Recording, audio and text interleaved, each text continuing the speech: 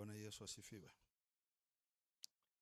Ili andiko la Mathayo 18:19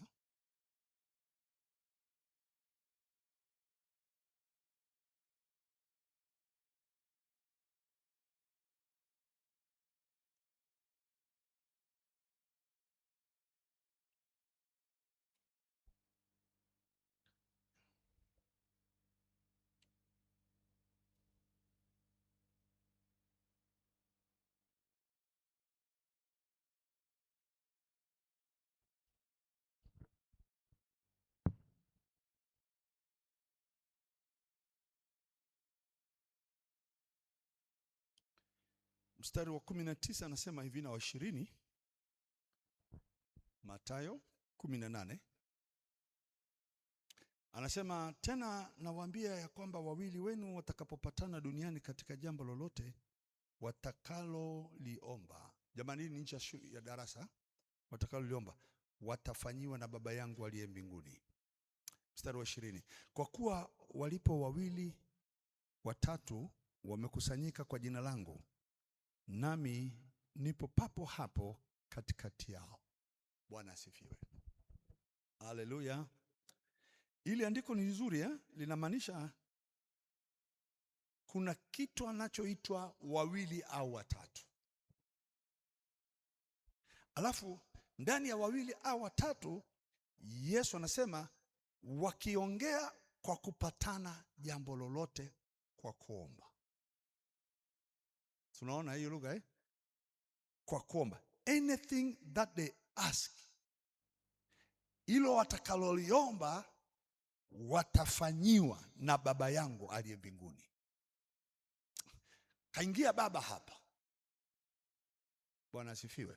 Ukienda mstari unaofuata, kwa kuwa walipo wawili au watatu wamekusanyika pamoja kwa jina langu. Wamekusanyika pamoja kwa jina langu, mimi niko katikati yao. Sasa kwenye 19, kwenye 18, 19 Baba yupo pale anajibu. Huku chini sababu ya kujibiwa iko hapo chini.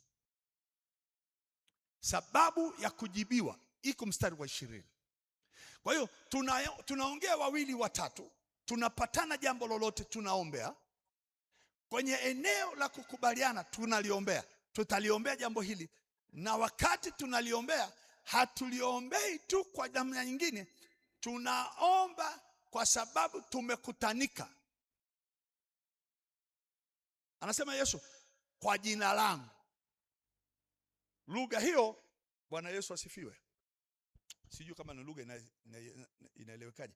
Ninachokiona mimi huku, amen, ninachokisikia humu ndani, natafuta lugha ya mdomoni. Maana huku naona kitu kikubwa, lakini lugha ya mdomoni naona kama ina uchache.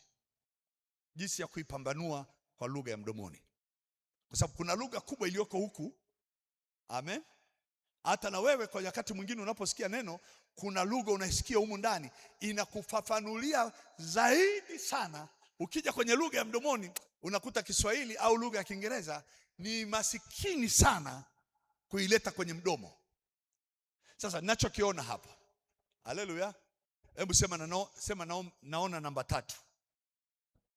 Tuko wawili au watatu, si sawa Alafu tunapatana kwa pamoja,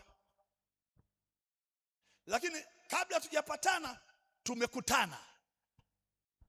Bwana asifiwe. Kabla tujapatana tumekutana, lakini kilichotukutanisha ni jina lake. Unaenda sawa? Okay, sijaelewa. Umenielewa kidogo hii lugha? Mimi sijaja hapa eti kwa sababu nataka tukutane kwa jina lingine. Sisi hapa tumeletwa kwa jina la Yesu. Ni Yesu ametukutanisha, jina lake limetuleta pamoja. Tunakubaliana Hebu sema, na muamini Yesu. Yeye ndio Bwana na Mwokozi wangu. Yeye ndio mwanzo na mwisho wa maisha yangu. Kwa hiyo wote hapa tunalo jina hili. Sawa Kwa hiyo kuja kwetu hapa ni kwa sababu ya Yesu tu. There's no other reason. Lakini tuna mahitaji, tuna maombi, tuna shida fulani, tunahitaji yapatikane haya majibu.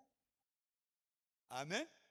Okay, kwa sababu tumekuja na huyu ametoka huku na huyu ametoka huku na yule ametoka kule, tukakutana hapa. Ile jina lilotuleta kuwa watu mmoja katika kukutana, na yale tunayeenda kukubaliana kuyaombea wale watatu, kwa sababu ya yule jina, yeye mwenyewe yupo hapo. Umeona iwe sio tena jina tu, lakini mwenye jina naye anasema niko hapo. Kwa hiyo linaloenda kusababisha Mungu alete majibu ni kwa sababu ya yule mwenye jina, na jina lake ndilo lilotukutanisha. Bwana asifiwe. Hebu sema kwa jina la Yesu, ndio maana niko hapa. Amen. Sasa kwenye yale majina Baba yupo. Amen. Jina lake liko hapa. Yeye mwenyewe Yesu yupo hapa. Ndio anasema hivi, mkipatana lolote kwa jina langu, Baba atawafanyia. Hii lugha ni rahisi kweli? Hebu ichukulieni vizuri. Mnaionaje hii lugha? Anazungumza kwa kutufurahisha au anamaanisha? For where 2 or 3 are gathered together in my name, there am I among them. Kama muko hapa, nasikia lugha watu wa Mungu. Bwana sifiwe. Haleluya. Hii ni lugha ngumu, naona muelewi hii. Amuelewi hili. Mungu akupe kuelewa. Iko hivi. Kila wazo, kila nia, kila kusudi lilokuleta hapa, lileta kwa ajili ya Yesu. Tunasikilizana eh? Ukiliondoa nje ya Yesu, hakuna majibu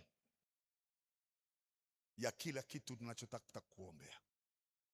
Lakini tukirudi hapa, mimi Bwana ni Yesu, sitaki mimi na Yesu tu. Yaani huko unapotoka mimi sijui umetoka wapi, na wewe hujui mimi nimetoka wapi, na sitaki kujua wewe umetoka wapi. Lakini kumbe tumekutanika hapa, wote tuna picha moja tu, wote tuna sura moja tu, wote tuna roho moja. Tunaenda pale kumtaka tumuone Yesu, tumsikie yeye. Sawa sawa eh? Wakati mnaenda kwa hiyo nia, ile nia ndio inayomvuta Yesu haji mnapokutanika wawili au watatu. Kumbe naye haji mwenyewe, na Baba naye anakuja ili kulipa majibu. Siwezi kumuomba Baba, siwezi kuomba lolote alafu Baba anipe majibu wakati hayupo. Baba ananipa majibu wakati yupo. Sasa kumbe Mwana na Baba na wao wanasogea. Lakini sikiliza, kinachosababisha Yesu asogee aje katikati yenu ni kwa sababu ulitoka nyumbani na nia ipi? Ulifika hapa kwa nia ipi? Haleluya. Nimeeleweka lugha kidogo? Hebu sema nina nia moja tu, nimpate Yesu, nimueleze haja yangu. Tunaelewana eh? Sasa ikishafika kwamba roho yako inang'ang'ana na Yesu, siendi pale kwa ajili ya Absalom, siendi pale kwa ajili ya Pastorita, siendi pale kwa ajili ya Godfrey, siendi pale kwa ajili ya Pastana, ninaenda mimi nimpate Yesu pale. Ghafla Pastana naye yupo, anasema na mimi naenda pale nimpate Yesu, na huyu naye anasema naenda pale nimpate Yesu. Nakwambia hivi ukweli, hapo kuna majibu. Hapo penye hiyo spirit moja pana majibu hapo, na hayo majibu hayachelewi, hayawezi kucheleweshwa, maana wenye majibu na wao wapo hapo. Wenye majibu wapo hapo. Yaani usifikiri Mungu anaenda kukujibu wakati mwingine wakati mwenye majibu yuko hapo. Hello? Sema amen, amen. Bwana Yesu asifiwe. Sijui kama naeleweka hii lugha. Embu Roho wa Mungu akuinue ile, sijui niteje, Nani alishawahi kuvutaga sigara hapa zamani? Sigara. Siogope. Baba Linu hujawahi kuvuta? Mimi nishawahi kuvuta mzee. Ulishindwa baadaye. Wewe mzee hujawahi kuvuta? Hujawahi kufika mahali unakosa sigara. Na kuna kipindi mzee, ile miaka nyuma, acha watoto leo wajua hata hiyo miaka. Kuna kipindi ukikuta sigara inauzwa dukani ni magendo. Hakuna sigara kabisa. Ukipita pale soko kuu, wale jamaa unawakuta pale, unaona wameshika shilingi. Unajua huyu jamaa ndo muuza sigara huyu. Akiona polisi anajificha.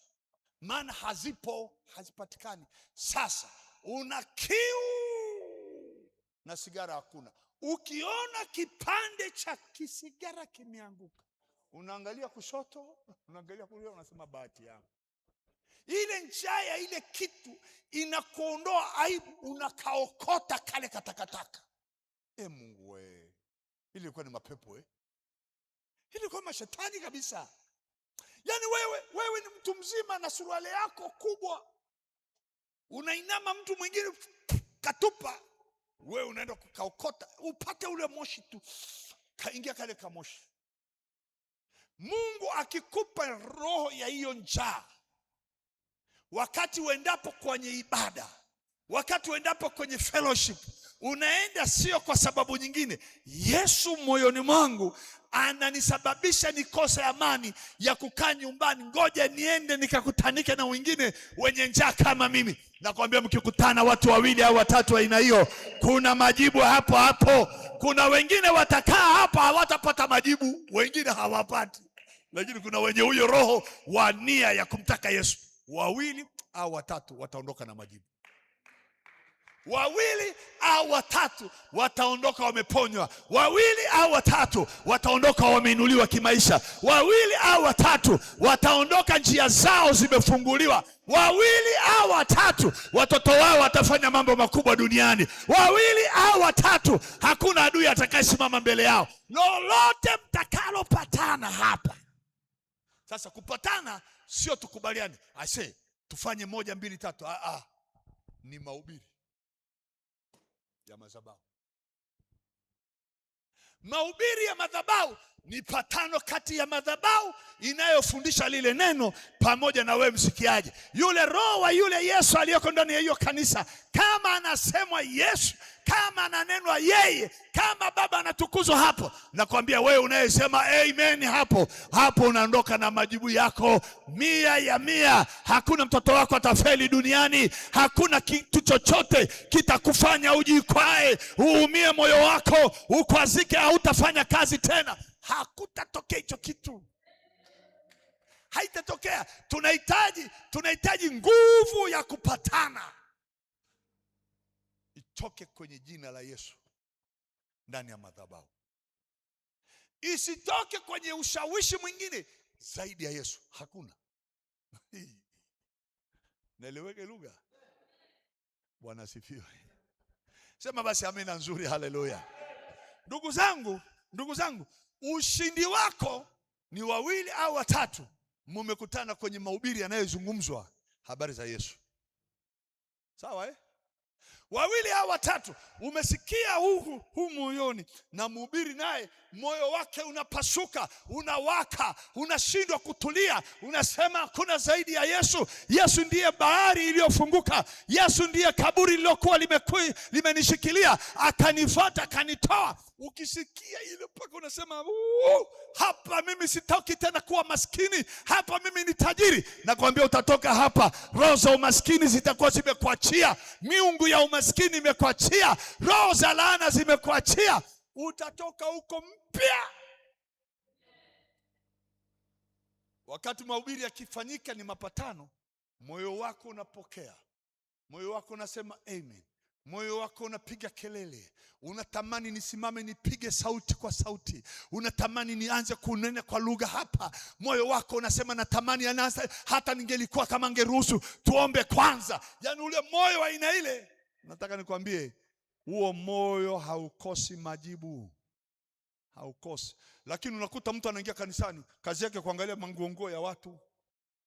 Atarudi nyumbani mwenda wazimu kabisa, kichwa kimejaa ulevi mkichwani, hatajua chochote kinachoendelea duniani. Maisha yake yatakuwa ovyo, hatafanikiwa duniani. Lakini natamani Mungu afanye hivi. Usiwe unaenda kanisani na mazoea. Usiende kanisani kwenda kuangalia nani amekuja nani hajaja. Usiende kanisani, nenda kanisani, taka jina la Yesu lijue limetokea wapi, linakaje mahali pale. Nikalisikie tena hilo jina asubuhi ya leo, nikalisikie tena jioni ya leo, nikapate tena uamsho tena na hilo jina, na I'm sure Baba hata kuacha. Yesu anatumia jina Baba, Baba atawapa majibu. Baba anatumia neno mtoaji. Baba maana yake provider. Baba ni mtoaji, maana yake Baba atawapa. Mtoaji atatoa, Baba atawapa, mtoaji ataachilia. Hautalala njaa, hautapungukiwa njia zako, hautakosa usingizi, hautakosa afya. Provider anatoa, anayetoa anatoa, anaitwa Baba anatoa. Ndio maana kila siku Baba anaulizwa nyumbani tutakula nini? Baba anaulizwa watoto watalipiwa karo lini? Baba anaulizwa, maana anayo ya kutoa. Na Mungu ni Baba, hakosi ya kutoa. Uliyekaa kwenye kiti haujakaa katika hali ya utupu, Baba akakuacha urudi na utupu wako. Utarudi umejaa tele, hautatoka hapo mtupu, utatoka unavyo vyote. Umejazwa neema sana, umefunikwa na neema kubwa, umebarikiwa wewe na usao. Baba atabariki watoto wako huko walipo mbali, walipolala huko kwenye nchi za watu watabarikiwa, wakiwa kwenye nchi za watu wachawi watabarikiwa, akiwa kwenye mti ambao watu hawampendi atabarikiwa. Yani Baba hawachi kutoa. Baba, connection kati ya wewe na Baba ni Yesu tu, hamna ingine. Sio waimbaji waimbe vizuri sana, uone jinsi wakicheza vichwa vikitingishwa. Connection ni Yesu. Waimbaji wakiconnect na Yesu safi sana. Wakishindwa kuconnect na Yesu, nyimbo zao ni kelele, nyimbo zao ni wa ulevi mtupu. Wakuingize kuconnect, mimi nitakuwa katikati yao. Hapo mzee, usifanye mchezo. Haleluya. Sema kwa sauti amen. Ikishakuwa katikati yenu Yesu yupo, majibu yametokea. For where 2 or 3 are gathered together in my name. Haleluya. Ndugu yangu, anasema hivi, Bwana Yesu asifiwe. Nitumie lugha nzuri zitakazofunua haya maneno. Zakaria 2 mstari wa 5.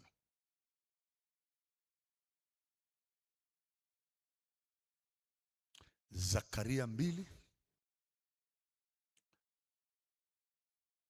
Bwana Yesu asifiwe. Zakaria ni kitabu cha pili cha mwisho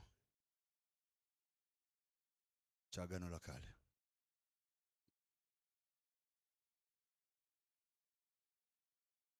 Kwa maana mimi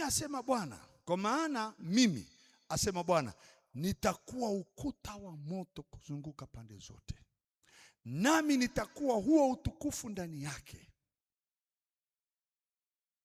Unasikia hiyo lugha? Wakati Mungu anakuwa katikati, Yesu anakuwa katikati, anasema ndani ya huo ukuta yeye yupo. Mimi nitakuwa ukuta wa moto kukuzunguka pande zote. Nina majibu yatakayonisaidia. Haleluya. Nitakuwa huo utukufu. Nitakuwa utukufu ndani yake. Mungu anaingiza neema ya ukuta wa moto kukuzunguka, na ndani yake huyu mtu aliye ndani ya Yesu, Mungu anasema nitakuwa utukufu ndani yake. Sema amen. Piga kelele, sema amen. Ukiendelea kwenye kitabu cha Yohana 20:26.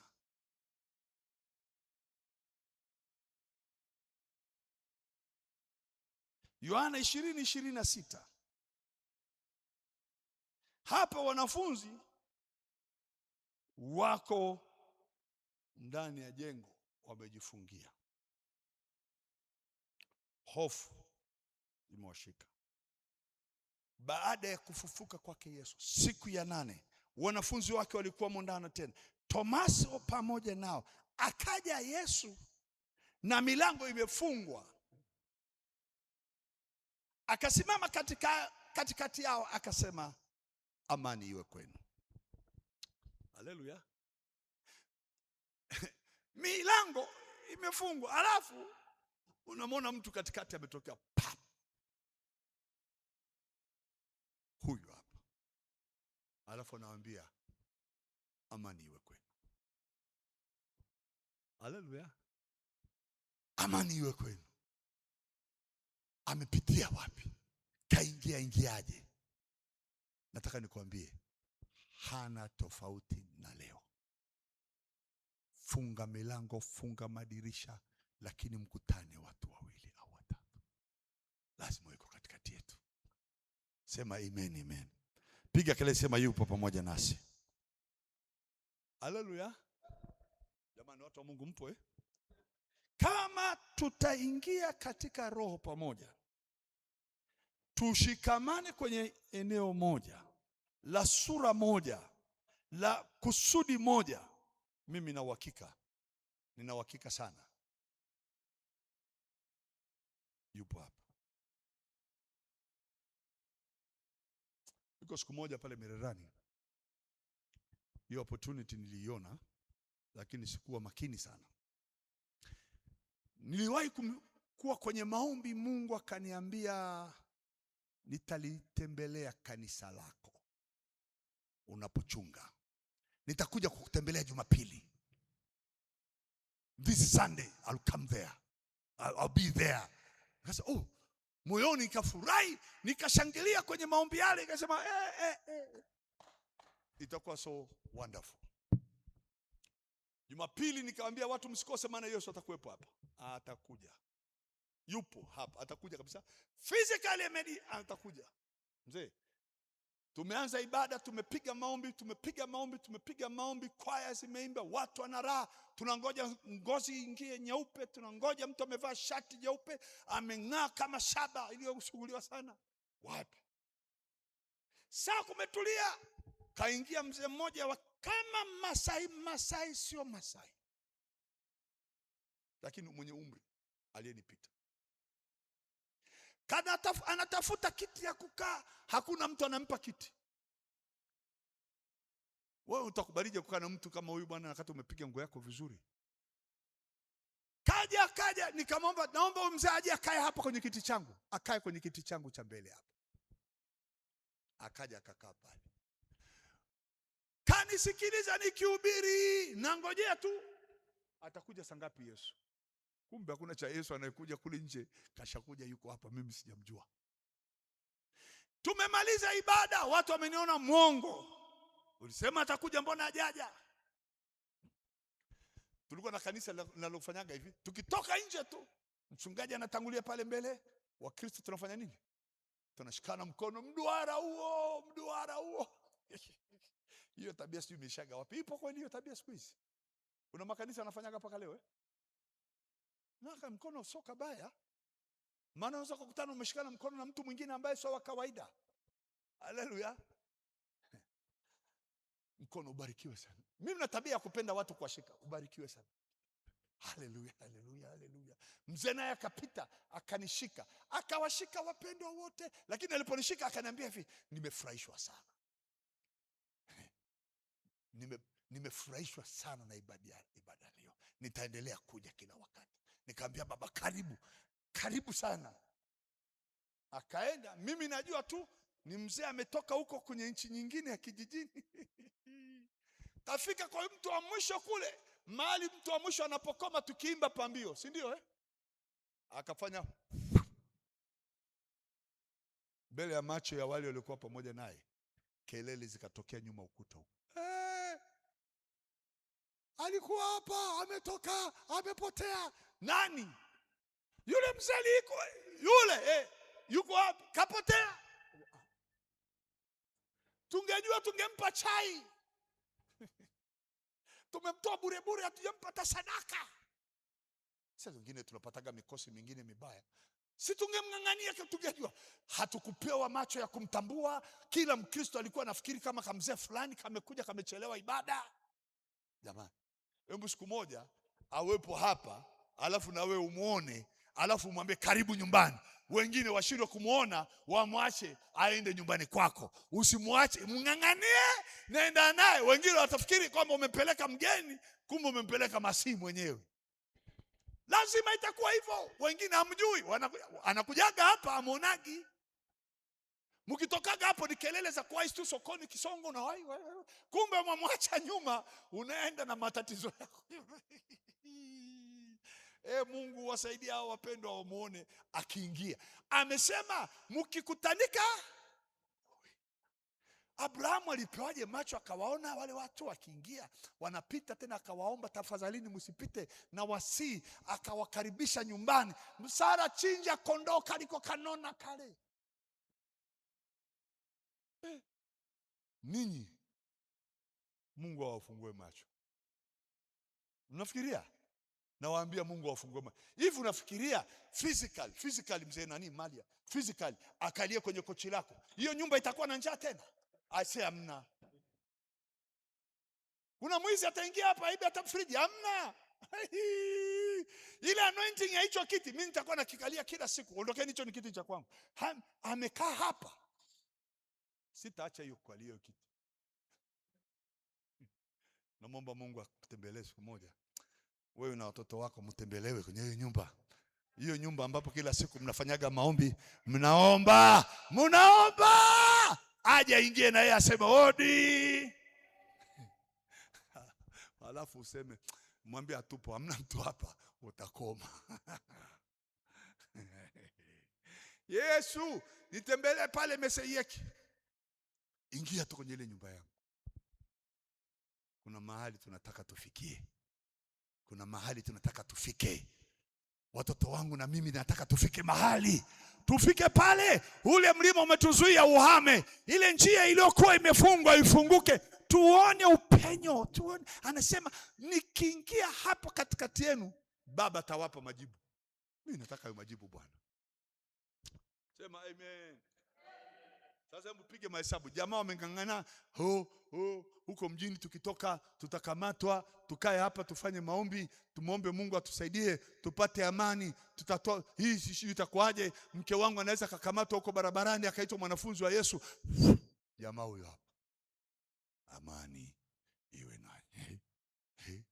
Nakwambia wote kwanza walikuwa mabubu.